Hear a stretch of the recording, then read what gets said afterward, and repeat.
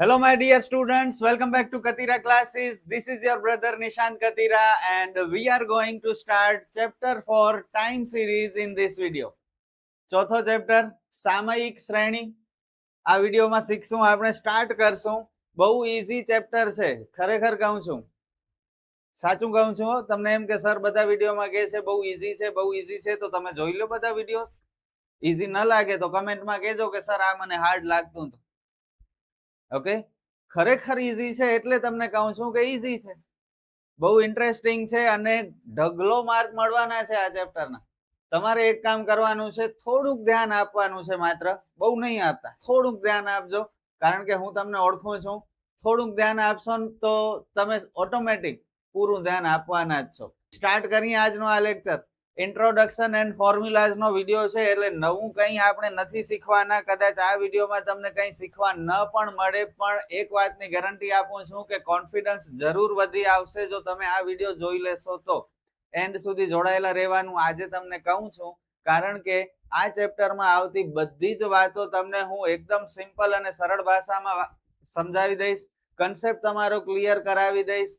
શું શું આવવાનું છે, કઈ મેથડ આવવાની છે, કયા ફોર્મ્યુલાઝ આવવાના છે, બધી આપણે ચર્ચા કરશું. અને સ્મોલ જ વિડીયો બનશે, લોંગ નહીં બને. ઓકે, તમારો ટાઈમ વેસ્ટ નહીં થાય, કારણ કે જ્યારે આગળ આપણે દાખલા શીખશું ત્યારે તમને 100% બધું આવડી જશે. તો થોડો ટાઈમ આપજો. ઓકે, અને નવાઈની વાત કહું, આ ચેપ્ટરમાં ખાસ કઈ નવા ફોર્મ્યુલાઝ પણ નથી. એ જ ચેપ્ટર 2, ચેપ્ટર 3 એ જ ફોર્મ્યુલા રિપીટ થાય છે. થોડા એમાં ચેન્જીસ કરવાના છે અને એક બે નવા સૂત્ર છે. નવો ચેપ્ટર હોય તો નવા સૂત્ર તો હોય થોડા, પણ વધારે નથી. એટલે ઘણા બધા માર્ક્સ તમે ઇઝીલી મેળવી શકો છો. ચેપ્ટર 2, ચેપ્ટર 3 ને ચેપ્ટર 4, આ ત્રણેય ચેપ્ટર એકબીજા સાથે કેવી રીતે રિલેટેડ છે એ પણ હું તમને આ વિડીયોમાં સમજાવીશ. તો જોડાયેલા રહેજો, મજા આવશે. જોરદાર કોન્ફિડન્સ વધારવાનું છે આપણે.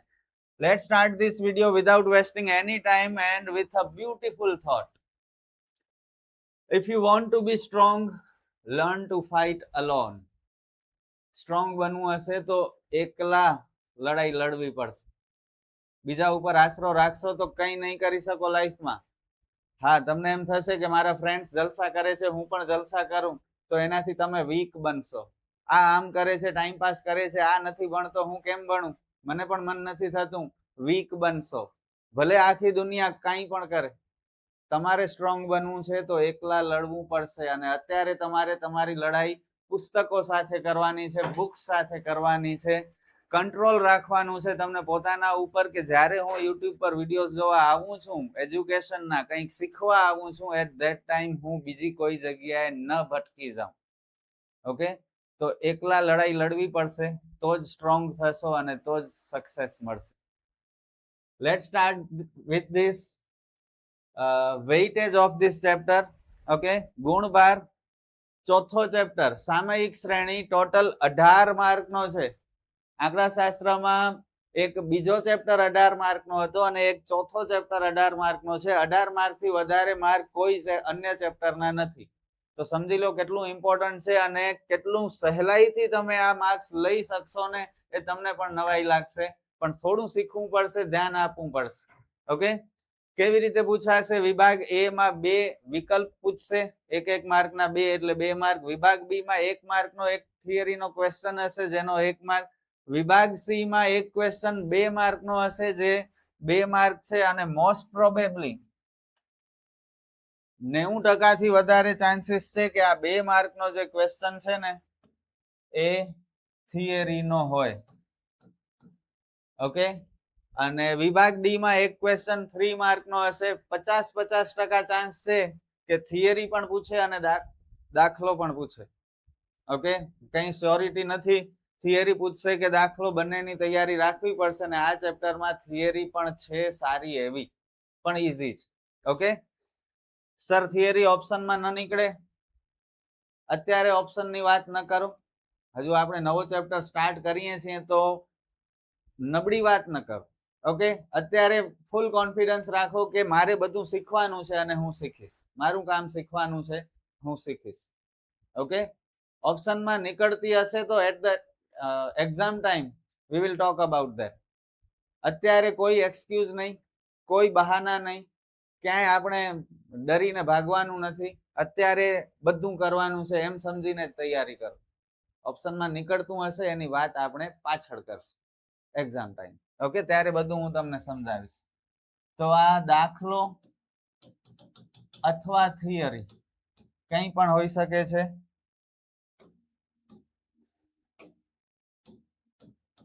અને આ તો 5-5 માર્કના 2 દાખલા, લોટરી છે તમારા માટે. આ 10 માર્ક જે તમારે જીતવાની જ છે આ લોટરી. ઓકે, સ્ટાર્ટ કરીએ. ચલો, આ ચેપ્ટરમાં શું આવે છે? સૌથી પહેલા વ્યાખ્યા સામયિક શ્રેણીની. નિયત સમયે લેવામાં આવેલ અવલોકનોના સમૂહને સામયિક શ્રેણી કહે છે. નિયત સમય એટલે સમયાંતરે. આ આખા ચેપ્ટરમાં સમય આવશે, ટાઈમ આવશે. ઓકે, વર્ષ આપેલા હશે અથવા મંથ આપેલા હશે કે 2015 માં અમુક વસ્તુ હશે, 2016 માં અમુક ડેટા હશે, 2017 માં અમુક કિંમતો આપેલી હશે. તો યર વાઇઝ અથવા મંથ વાઇઝ કોઈક માહિતી તમને આપેલી હશે અને આ સમયના આધારે લેવામાં આવેલા સમૂહને સામયિક શ્રેણી કહે છે. આપણે ચેપ્ટર નંબર 2 માં સમજ્યા કે 2 ચલ હતા, એક હતો ચલ x અને બીજો હતો ચલ y. ચેપ્ટર 3 નિયત સંબંધ રેખા, સુરેખ નિયત સંબંધ રેખા, એમાં પણ 2 ચલ હતા, ચલ x અને ચલ y. ચેપ્ટર 4 સામયિકમાં પણ 2 ચલ હશે, પણ આ ચેપ્ટરમાં ચલ x નહીં હોય, x ની જગ્યાએ t આવી જશે, ટાઈમ આવી જશે. ઓકે, તો પહેલા મનથી એ તૈયારી રાખજો કે આ ચેપ્ટરમાં ચલ x ની જગ્યાએ ચલ t છે. સમયના આધારે અવલોકનો આપેલા હશે અને એનો ઉપયોગ શું થાય? ઓકે, સામયિક શ્રેણીનો તો ભવિષ્ય માટે અગત્યના નિર્ણયો લઈ શકાય.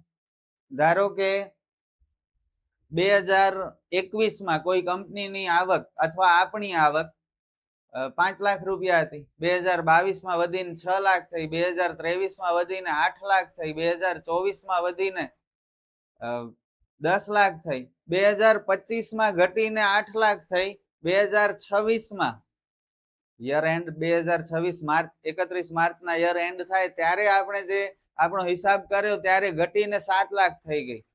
તો આ સમયના આધારે જે માહિતી આપણે એકઠી કરી આપણી પોતાની, એના ઉપરથી ખબર પડી કે સ્ટાર્ટિંગમાં તો બધું બરોબર ચાલતું હતું, દર વર્ષે નફો વધતો જતો હતો, પણ છેલ્લા 2 વર્ષ થયા નફો આપણો ઘટી રહ્યું છે.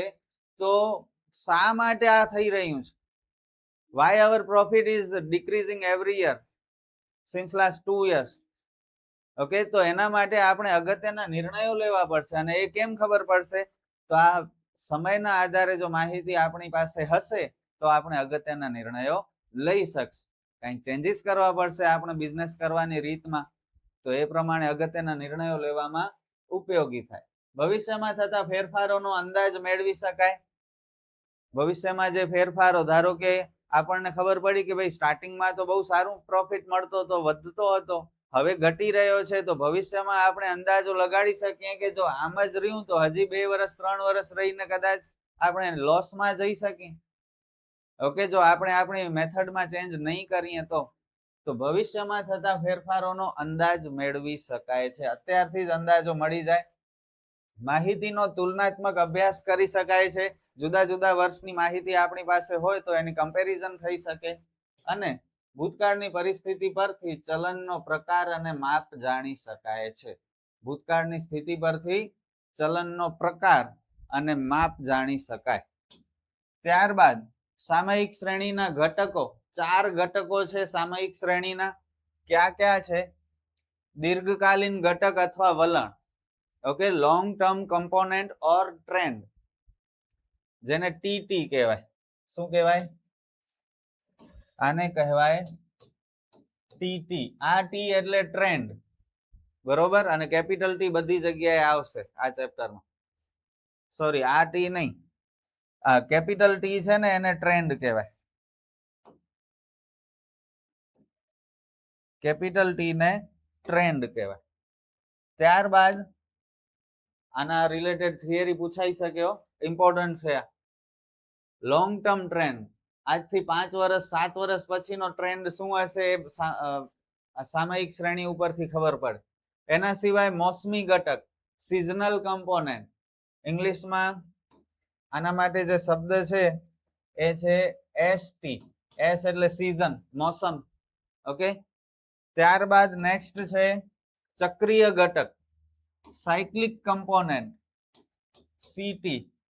અને લાસ્ટમાં છે યાદચ્છિક અથવા અનિયમિત ઘટક. અનિયમિત એટલે રેન્ડમ, યાદચ્છિક એટલે રેન્ડમ, સંભાવનામાં આવશે યાદચ્છિક, અને અનિયમિત એટલે ઇરરેગ્યુલર. તો આના માટે છે RT. ઓકે, તો આ ચાર મુખ્ય ઘટકો છે: દીર્ઘકાલીન ઘટક અથવા વલણ, મોસમી ઘટક, ચક્રીય ઘટક અને યાદચ્છિક અથવા અનિયમિત ઘટક. આના રિલેટેડ થિયરી 100% પૂછી શકે, નાના દાખલા પણ પૂછી શકે છે, તો તૈયારી રાખવી પડશે. અને ઈઝી છે બધું. ઓકે, સામયિક શ્રેણીનું યોગનીય મોડલ, આ એક ફોર્મ્યુલા છે જે નવો સૂત્ર છે આ ચેપ્ટરનો. આ ચારે ચાર ઉપર આધારિત છે અને આ ચાર ઘટકો ઉપરથી બન્યું છે. YT જે આપણો મેઇન સૂત્ર આ ચેપ્ટરનો, બરાબર. TT એટલે કે આ trend, ST seasonal component, CT cyclical component અને RT random component. Okay, T એટલે વલણ, ટ્રેન્ડ, S એટલે મોસમી ઘટક, C એટલે ચક્રીય ઘટક અને R એટલે યાદચ્છિક ઘટક અથવા અનિયમિત ઘટક. તો આ એક સૂત્ર યાદ રાખજો. આના રિલેટેડ કંઈ પણ આવી શકે છે. એક નવો સૂત્ર તમારા માટે આ ચેપ્ટરનો, પણ વધારે સૂત્ર નથી, ચિંતા નહીં કરતા. આ એક સૂત્ર. એના સિવાય વલણ માપવાની રીતો 3 રીત છે. એક છે આલેખવાળી રીત, બીજી છે ન્યૂનતમ વર્ગોની રીત અને ત્રીજી છે ચલિત સરેરાશની રીત. એમાં 5 માર્કના દાખલામાં આપણને આ બીજી ને ત્રીજી રીત પૂછાવાની શક્યતા બહુ વધારે છે. પહેલી રીત બોર્ડની એક્ઝામમાં પૂછાવાની શક્યતા અતિશય ઓછી છે. ઓકે, પહેલી એક્ઝામમાં હું ન કહી શકું, કારણ કે કદાચ સ્કૂલ વાળા પૂછે તો પૂછે, પણ ચાન્સીસ બહુ ઓછા. ઓકે, બાકી બોર્ડની એક્ઝામમાં નહીં પૂછાય. ન્યૂનતમ વર્ગોની રીત એ સુરેખ વલણનું સમીકરણ. હવે ફોર્મ્યુલા, સૌથી પહેલા y કેપ બરાબર a પ્લસ બીટી. સર આ સૂત્ર તો જાણીતું લાગે છે, અગાઉ ક્યાંક કર્યું હોય એવું યાદ આવે છે. ક્યાં કર્યું? હજુ અગાઉના ચેપ્ટરમાં, ત્રીજા ચેપ્ટરમાં સૂત્ર શું હતો? બોલો તો. y કેપ બરાબર a પ્લસ bx. આ ચેપ્ટર 3 છે. અને ચેપ્ટર 4 માં શું છે? y કેપ બરાબર a પ્લસ બીટી. યાદ રાખજો, આ ચેપ્ટરમાં, આખા ચેપ્ટરમાં ચલ x ની જગ્યાએ ચલ t આવશે. કમ્પેર કરો બંને ફોર્મ્યુલાને. y કેપ નું y કેપ છે, બરાબર નું બરાબર, a નું a, પ્લસ નું પ્લસ, b નું b, અને x ની જગ્યાએ માત્ર શું આવી ગયું? t. તો અગાઉના ચેપ્ટરના, ત્રીજા ચેપ્ટરના જ સૂત્ર કામ આવી જશે. માત્ર x ની જગ્યાએ શું મૂકી દેજો? t મૂકી દેજો. એટલે બીજું કંઈ નવું નથી. બસ, વિશ્વાસ ના આવે તો જુઓ, હજી આ એક સૂત્ર ત્રીજા ચેપ્ટરનો જ છે. ઓકે, a અને b શોધવાના સૂત્ર જોઈ લો, ત્રીજા ચેપ્ટરના જ છે. ફરક માત્ર શું છે? x ની જગ્યાએ t છે.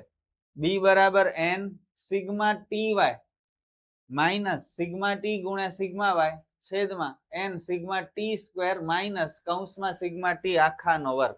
ચેપ્ટર 3 માં, ચેપ્ટર 2 માં શું આવતું હતું? ચેપ્ટર 3 ની જ વાત કરીએ આપણે. બોલો.